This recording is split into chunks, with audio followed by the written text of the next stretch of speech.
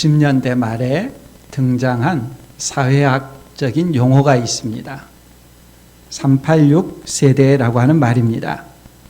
1990년대 말경에 당시 30대의 나이, 80년대 학번, 1960년대생 세대를 가리키는 말입니다. 물론 컴퓨터가 발전되어지는 단계를 가리키는 말이지만 그렇게 386 세대라는 표현을 사용했습니다. 이들의 특징은 1980년대에 민주화 운동을 경험한 세대들입니다. 이 386 세대가 40대가 되면서 486 세대 이렇게 불렸습니다. 이들이 사회에서 중견으로 자리 잡으며 목소리를 내기 시작했습니다. 2003년에 노무현 대통령이 집권하고 활동하면서 486 세대가 나서기 시작했습니다. 그때 깜짝 놀랐습니다. 제가 80년대에 대학에 들어가서 읽고 공부했던 사회과학 책들의 내용이 국정의 실제 추진 방향으로 발표되고 행해지는 것 때문이었습니다. 그런 일들을 486 세대들이 실제 행했던 것입니다. 저는 80년대 사회과학 책들을 읽고 토론하면서도 그런 내용들이 실제 삶에서 실행될 것이라고는 사실 예상하지 못했습니다. 오랜 시간 우리 사회가 견고하게 구축되어 있어서 변화를 기대할 수 없다고 여겼기 때문입니다. 선거 때마다 그런 좌절감들, 그런 것을 겪고는 했습니다. 그런데 책에서 읽던 내용들이 정책으로 발표되고 실행되면서 충격을 받았습니다. 그때 확실히 깨달은 사실이 있습니다. 젊은이들이 무엇을 읽고 생각하느냐 하는 것은 단순히 관념으로 끝나지 않는다는 사실입니다. 그들 안에 채워져 있다가 나중에 삶에서 나타나는다는 것을 깨달았습니다. 두렵고 무서운 일이라는 생각이 들었습니다. 젊은이들이 무엇으로 체험을 받든지 그것은 나중에 우리 사회에 그대로 나타날 것이라는 생각 때문이었습니다. 사회는 요동치기 시작했습니다. 이념 논쟁이 불붙었습니다. 사사건건 진영 논리가 우리 사회를 뒤덮고 있습니다. 옳고 그름보다도 어느 진영에 속하느냐는 것을 더 중요하게 여기고 있습니다. 우리가 지금 살아가고 있는 시대는 분열된 사회입니다. 사람마다 자기 진영에 속해서 자기 진영의 논리를 절대적으로 주장하고 있습니다. 옳고 그름이 아니라 자신이 속한 진영의 논리를 대변하는 것입니다. 광장은 자기 진영 논리를 펴는 사람들로 계속해서 넘쳐나고 있습니다. 이런 사회 속에서 우리가 무엇에 이끌려 살아가야 되는가? 오늘 우리가 말씀을 통해서 생각하려고 하는 주제입니다. 먼저 시대의 흐름에 이끌리며 살아가는 사람들의 모습이 있습니다. 대다수 사람들은 군중 속에서 군중들의 유행에 따라 살아갑니다. 사회의 엘리트들은 군중 심리를 조작하며 배후에서 사회를 자기 이익에 따라 움직여 가려고 합니다. 또 그런 사회 속에서 소수자의 한계를 절감하며 폭력을 행사하면서 자기 뜻을 펼치려는 사람들도 있습니다. 이런 한 부류의 사람이 있는가 하면은 두 번째는 다수가 시대의 흐름에 이끌리며 살아가는 사회 속에서 전혀 다르게 대처하는 모습의 대응이 있습니다. 오늘 본문에 나오는 예수님의 모습입니다. 사람들이 어떻게 생각하고 다수가 어떻게 생각하고 이것이 기준이 아니라 예수님의 삶은 하나님 아버지의 뜻이 무엇이냐 성경대로의 삶을 사셨습니다. 우리가 예수 그리스도를 믿고 하나님을 아버지로 부른다고 한다면 어떤 삶을 살아가야 할 것인가에 대한 답을 여기서 찾을 수가 있습니다. 오늘 말씀의 시작은 예수님께서 체포되는 상황에 대한 기록입니다. 예수님께서 겟세마네 동산에서 기도를 마치셨을 때 한 무리의 사람들이 들이닥쳤습니다. 47절에 보면 대제사장들과 백성의 장로들에게서 파송된 큰 무리라고 말합니다. 예수님께서 목요일 저녁에 최후의 만찬을 하시고 기도하기 위해 겟세마네 동산에 가셨습니다. 밤새도록 기도하시고 이른 새벽에, 금요일 이른 새벽에 닭이 울기 이전에 캄캄한 시간에 큰 무리가 예수님을 잡으러 온 것입니다. 예수님을 잡기 위해서 새벽에 사람들이 출동했다는 것은 전날 미리 전략을 짜고 행동했다는 사실을 암시합니다. 최후의 만찬 자리를 박차고 나간 가룟 유다가 전해준 소식을 듣고 예수님의 체포 계획을 세웠을 것입니다. 전략을 세운 사람들은 대제사장들과 백성의 장로들이었습니다. 이들의 전략을 승인하고 추인한 사람은 총독 본디오 빌라도입니다. 오늘 본문에는 대제사장들과 백성의 장로들에게서 파송된 큰 무리만 언급되어 있지만 요한복음 18장에 보면 군대도 동원됐다고 말합니다. 당시 군대를 동원할 수 있는 책임자는 로마 총독 본디오 빌라도입니다. 그들은 밤새 각본을 짰던 것입니다. 예수님을 체포하기 위해서 대제사장과 백성의 장로들과 본디오 빌라도가 보낸 사람들이 예수님을 잡기 위해서 왔습니다. 47절에 나오는 사람들의 모습을 통해서 이 세상 사람들이 어떤 식으로 행동하는가 하는 것을 우리가 추론할 수 있습니다. 먼저 파송된 큰 무리가 있습니다. 이 사람들은 명령을 받들고 집행하는 사람들입니다. 자신들이 행하는 일들이 어떤 의미를 갖는지에 대해서 관심을 두지 않습니다. 단지 주어진 명령을 성실하게 집행하는 사람들입니다. 자기에게 맡겨진 일을 성실하게 잘하지만 그 일이 역사에서 어떤 의미를 갖는지 깊이 관심을 두지 않습니다. 맡겨진 일을 잘하는 것이 인생을 잘 사는 것으로 생각합니다. 흘러가는 대로 살아가기 쉬운 사람들입니다. 어떤 의미 있는 일을 해야 할까 하는 고민보다도 늘 주어지는 일들을 하며 시대에 순응하며 살아가는 사람들입니다. 가치를 따라 이 일을 선택하는 것이 아니라 자기에게 많은 이익과 안전을 보장하는 일들을 택하며 나아갑니다.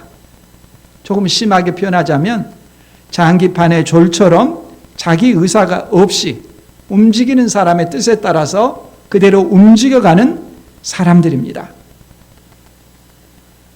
이 사람들은 한두 명이 아닙니다. 파송된 큰 무리라고 합니다. 한 체제가 유지되는 것은 이처럼 큰 무리들이 활동하고 동조하기 때문입니다. 이들에게는 칼과 몽치가 있습니다. 자신들이 살아가는 원리를 보여줍니다. 힘을 가진 자의 편에서 그 힘에 편승해서 그 힘에 협조하면서 그 힘을 행사하면서 살아가는 사람들입니다. 이름이 기록되어 있지 않지만 사회에는 이와 같은 파송된 큰 무리와 같은 사람들이 항상 다수를 점하고 있습니다. 47절에는 또한 대제사장들과 백성의 장로들이 있습니다. 이들은 사회 엘리트이고 사회 지도자들이고 주류 세력입니다. 사회를 디자인하는 사람들이고 큰 그림을 그리는 사람들입니다. 어떤 식으로 사회의 흐름을 이끌어갈 것인지 자신들이 밑그림을 그리고 사람들은 그에 따라 움직여간다고 생각하고 있습니다. 권력을 행사하는 사람들입니다. 주류이기 때문에 사람들은 이런 주류에 편승하기 위해서, 진입하기 위해서 갈망하면서 모든 노력을 다하고 이 주류 세력에 들어가기 위해서 애를 씁니다. 권력을 장악한 사람들이 일을 계획하고 추진해 가면 그들의 뜻대로 파송된 큰 무리와 같은 사람들이 일사불란하게 움직이면서 사회가 움직여가지 않겠습니까? 적어도 눈에 보이는 것은 그들의 계획에 따라서 사회가 움직여가는 그런 모습입니다. 47절에는 또 한 사람이 있습니다. 12 중에 하나로 불리는 사람입니다. 가룟 유다입니다. 12 중에 하나이기 때문에 예수님과 함께 겟세마네 동산에서 기도하는 자리에 있어야 할 것입니다. 그것이 바른 자리입니다. 그러나 가룟 유다는 동산에서 예수님과 함께 하지 않았습니다. 있어야 할 자리에 있지 않았습니다. 다른 무리들 속에 있었고 다른 무리들과 함께 예수님을 체포하러 왔습니다. 사람은 자기 정체성이 있기 때문에 언젠가 자기 정체성이 드러나게 되어 있습니다. 오랜 시간 예수님의 제자들 속에 있었지만 자기 정체성은 그 모습이 아니기 때문에 어느 순간인가 자기 정체성이 드러나게 되어 있는데 12 중에 하나의 모습이 아니라 다른 모습으로 자기의 정체성을 드러냅니다. 48절 예수를 파는 자가 그들에게 군호를 짜 이르되 내가 입맞추는 자가 그이니 그를 잡으라 한지라. 가룟 유다의 정체성, 예수를 파는 자입니다. 예수님을 증거하는 자, 예수님을 전하는 자가 아니라 예수를 파는 자입니다. 이것이 죄의 특성입니다. 죄는 가장 좋은 것을 가장 나쁘게 만드는 특징이 있습니다. 가장 아름다운 것을 가장 더럽고 역겨운 것으로 바꿔버리는 것이 죄입니다. 왜냐하면 마귀는 하나님을 대적하는 자이기 때문에 하나님께서 주신 아름다운 선물들을 추악한 것으로 바꾸려고 합니다. 그 모습을 가룟 유다가 보여주고 있는 것이죠. 예수님과 함께하는 그 아름다운 자리를 예수님을 배반하는 자의 모습으로 바꿔버립니다. 마귀의 특징입니다. 마귀가 가룟 유다에게 들어가서 예수님의 제자가 아니라 예수님을 파는 자가 되게 합니다. 가룟 유다와 함께한 사람들과 군호를 정했습니다. 군에서 적군과 아군을 구분하기 위해 암구호를 정하듯이 자신들만 알 수 있는 신호를 정했습니다. 가룟 유다가 입맞추는 자가 예수이니까 그 예수를 체포하라는 것입니다. 배신의 키스라고 하는 유명한 말이 여기에서 유래했습니다. 서로 간에 인사하는 그 인사가 배신하는 표시로 둔갑을 합니다. 변합니다. 마귀의 짓입니다. 아름다운 선물을 추한 모습으로 바꿔버리는 것. 환대와 인사의 입맞춤이 체포의 암호가 되게 하는 것. 죄의 특징입니다.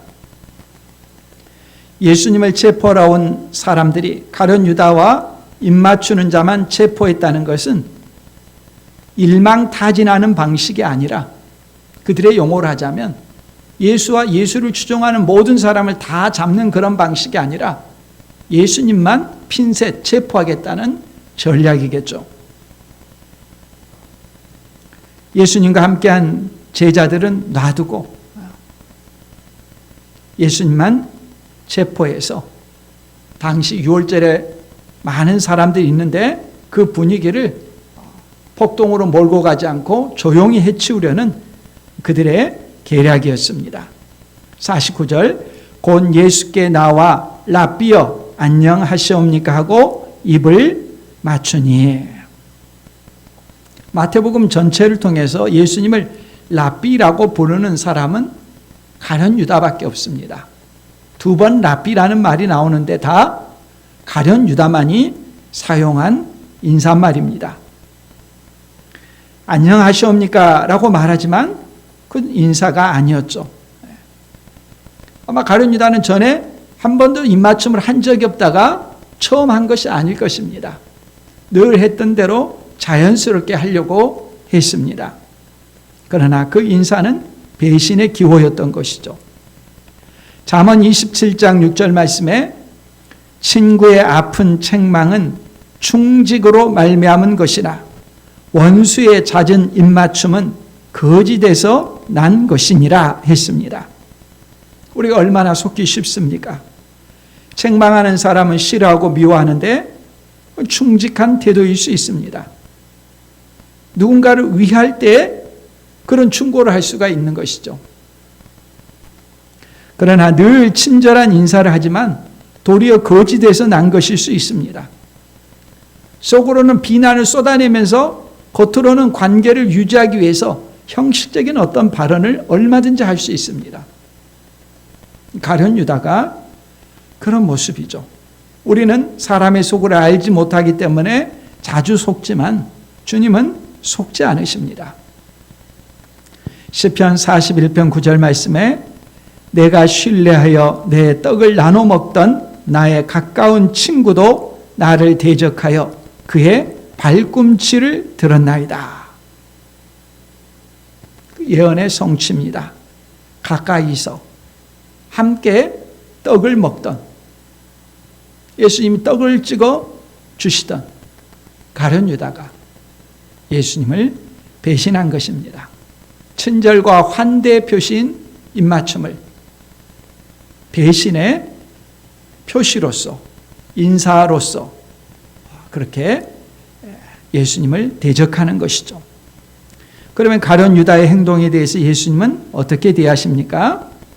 보통 사람이라면 가룟 유다의 생각과 행동을 알았을 때 역겹고 혐오스럽다는 반응을 보이기 쉬울 것입니다. 그러나 예수님은 가룟 유다의 배신에 입맞춤에도 불구하고 내치지 않으셨습니다. 50절 말씀에 보면 예수께서 이르시되 친구여 내가 무엇을 하려고 왔는지 행하라 하신대 이에 그들이 나와 예수께 손을 대어 잡는지라. 가룟 유다는 예수님께 랍비여 하고 불렀지만 예수님은 그를 친구여라고 부르셨습니다. 마지막 순간까지도 가룟 유다를 신실하게 대해주는 모습입니다. 전혀 역겨워하는 모습을 찾아볼 수가 없습니다. 그가 하려는 일을 다 하시고 하라고 하십니다. 체포되도록 자신을 내어주십니다. 어떻게 이런 일이 가능합니까? 바로 지난 밤에 겟세마네 동산에서 밤새 기도하셨던 것이죠. 지난주 살펴본 것처럼 겟세마네 동산의 기도의 자리는 시험의 자리였습니다. 하나님의 뜻에 일치하도록 자신을 복종시키는 자리였습니다. 세상 죄를 대신 지고 십자가의 형벌을 받는 것이 예수님께서 세상에 오신 목적이고 하나님께서 예수님을 세상에 보내신 이유였습니다. 예수님은 기계적으로 이 사명을 떠맡은 것이 아니십니다. 할 수만 있거든 이 잔을 내게서 지나가게 하옵소서. 그러나 나의 원대로 마시고 아버지의 원대로 되게 해달라고.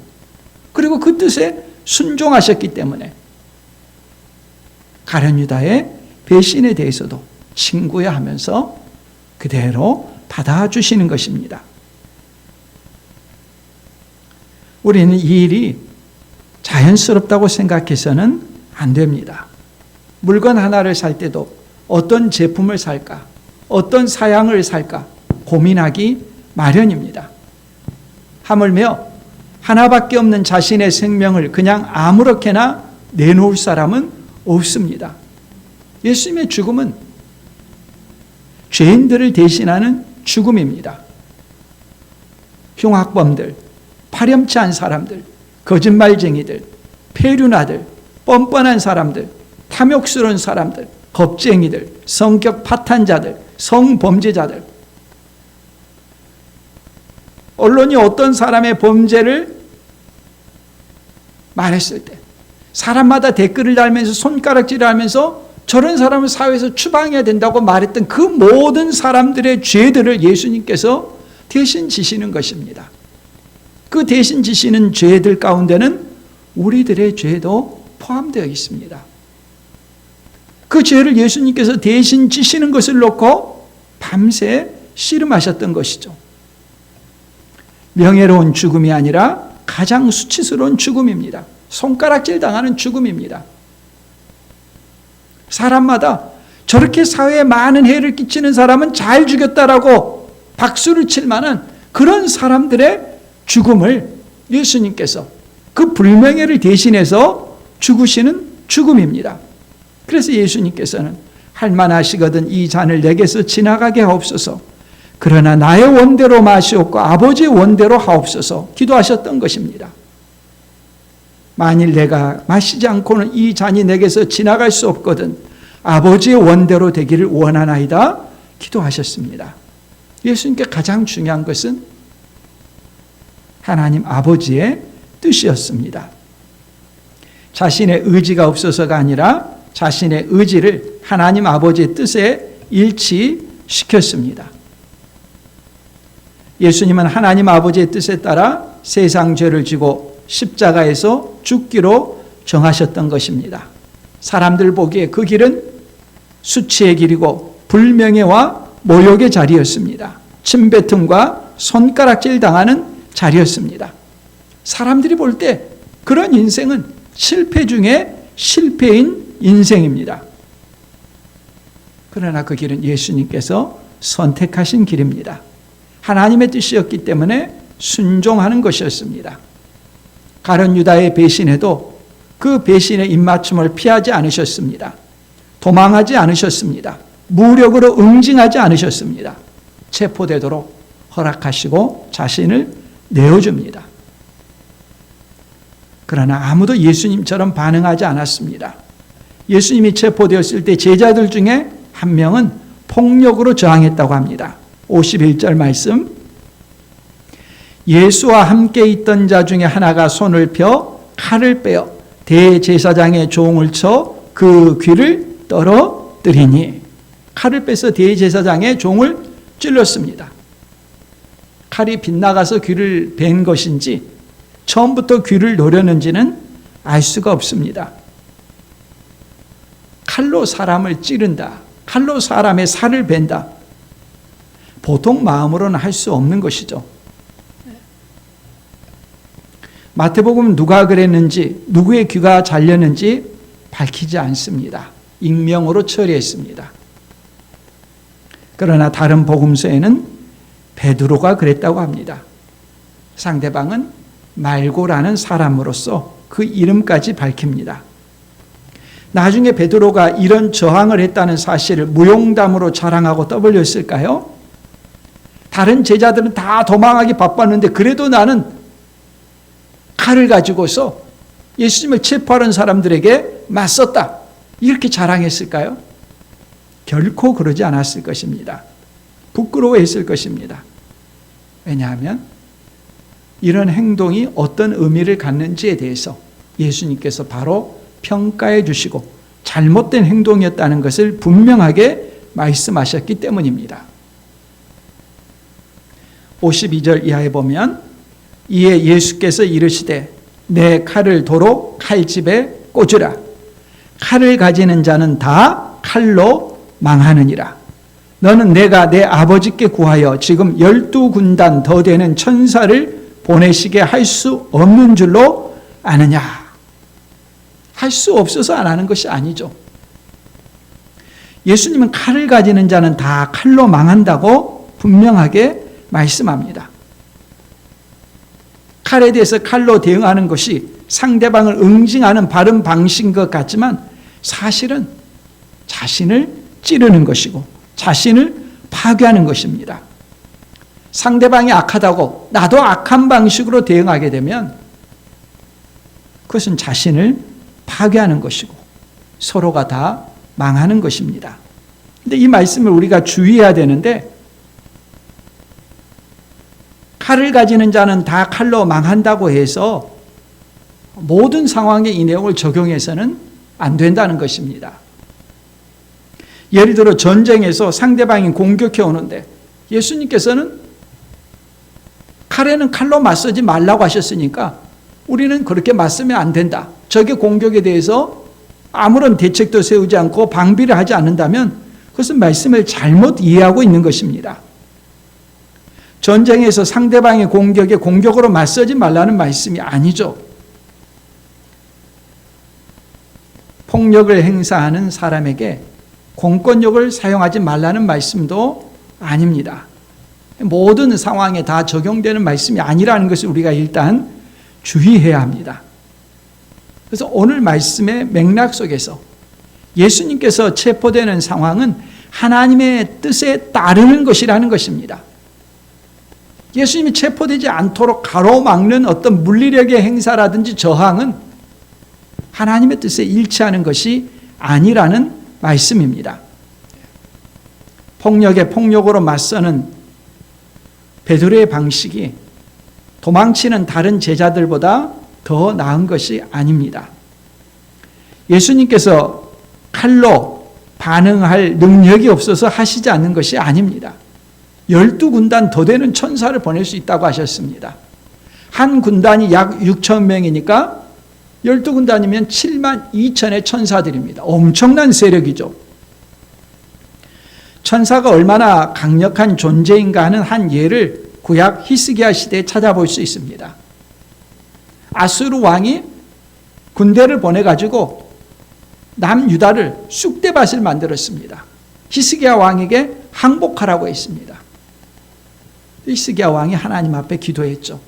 그 기도에 하나님 응답해 주셨습니다. 열왕기하 19장 35절 말씀입니다.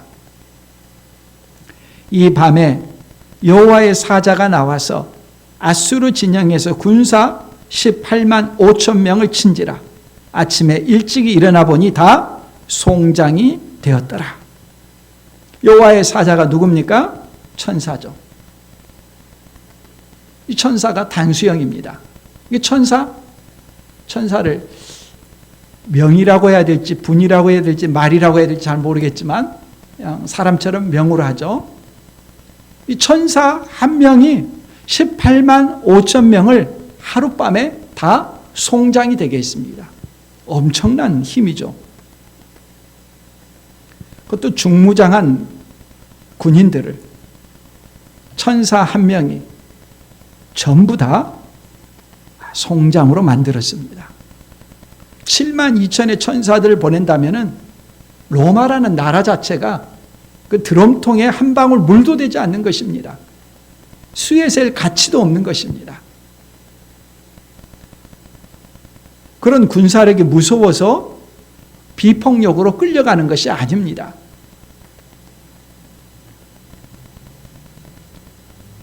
하나님도 어떻게 해볼 수 없는 속수무책의 상황이 아니라는 말입니다. 하나님은 어떤 상황에서도 자기 백성을 보호하실 수 있는 전능하신 하나님입니다.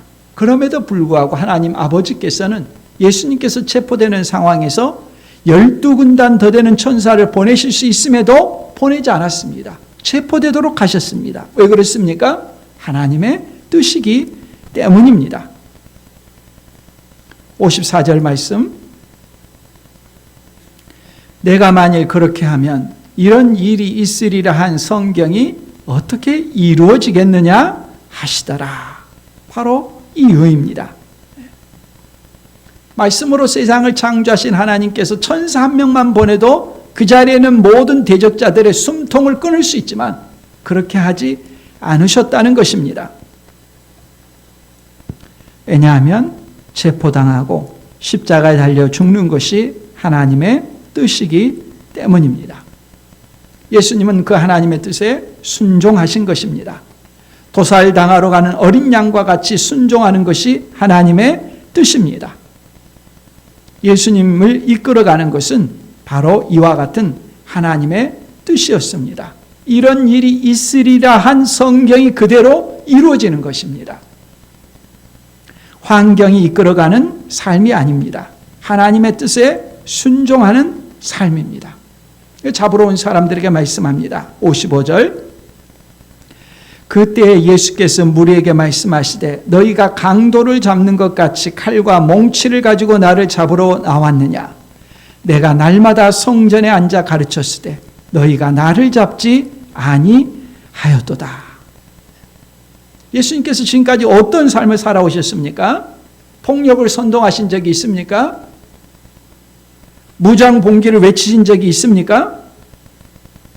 한 번도 그런 적이 없는데 그 예수님을 잡기 위해서 칼과 몽치를 가지고 왔다는 것이 말이 되지 않죠. 더 우스꽝스러운 것은 칼과 망치를 가지고 온 세상을 창조하신 예수님을 잡을 수 있다고 생각하는 것이 말이 되는 그림이겠습니까?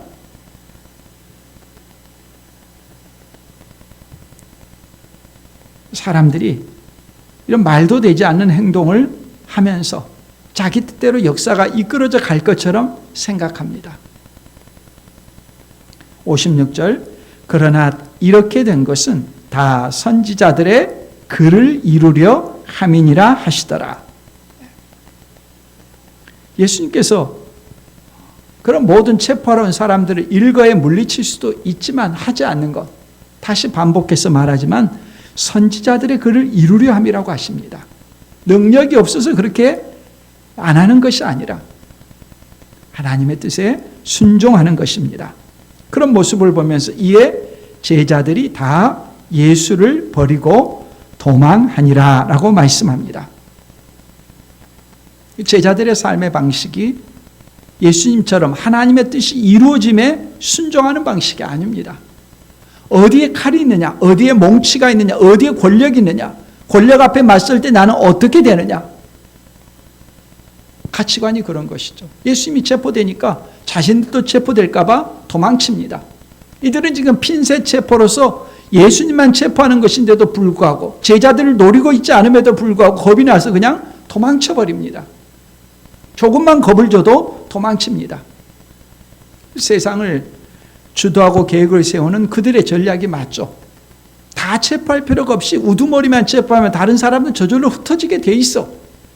예수님만 체포하려고 하는 것이죠.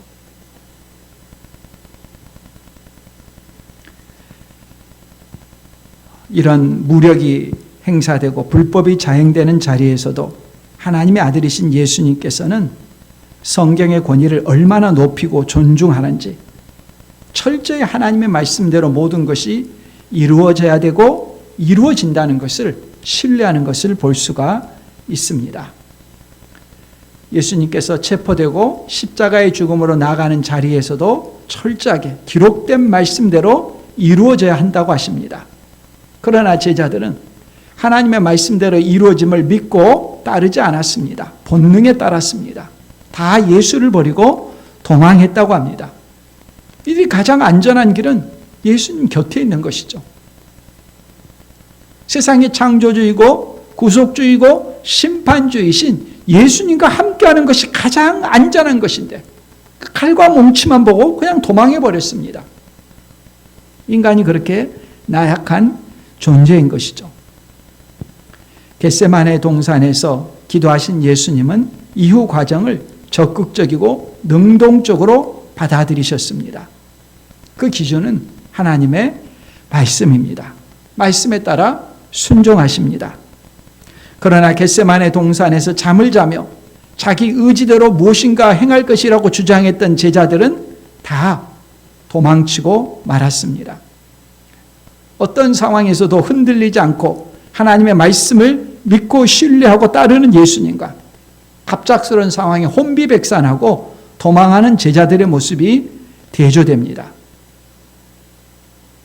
오늘 말씀을 통해서 우리에게 이 두 대조적인 자세 가운데 어느 편으로 우리가 살아가고 나아가고 있는지 묻고 있습니다.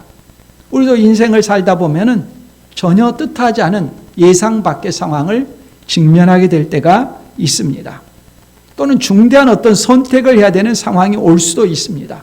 어떻게 해야 됩니까? 다수의 사람들은 상황에 이끌려가거나 본능대로 행동합니다. 다른 사람이 뭐라고 말하느냐, 다수의 의견이 행동에 지침이 되기 쉽습니다.